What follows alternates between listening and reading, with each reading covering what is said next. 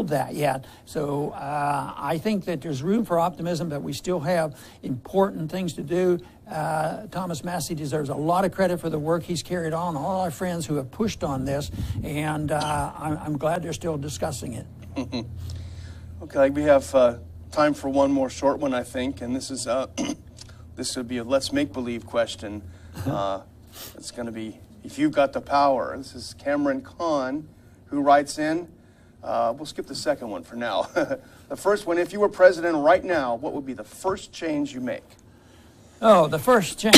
Well, the first thing you have to realize is, you know, in our system today, the president is not an absolute dictator and can't, you know, do that overnight. But what would be the philosophic and legislative change that I think would do the most good? And that would to be root out the tax system, get rid of the ability of government to tax us, and then there would be then there would be no way that they could spend the money. But just a little while ago, we were discussing about they spend, they tax, they run up debt, and all.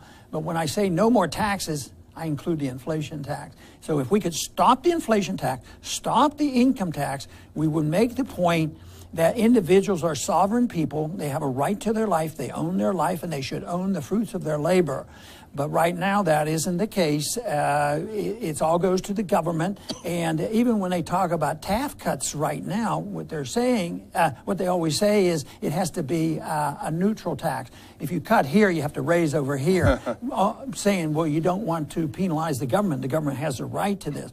So we work on this assumption that the government owns us, and they tell us how much we can keep. So if I had the wand of changing the ideas, I would say that the government no longer owns us, and therefore they have no right to steal from us, and taxation is theft, and therefore that would be a different world, and then the government would shrink, and that's when I would be a happy person.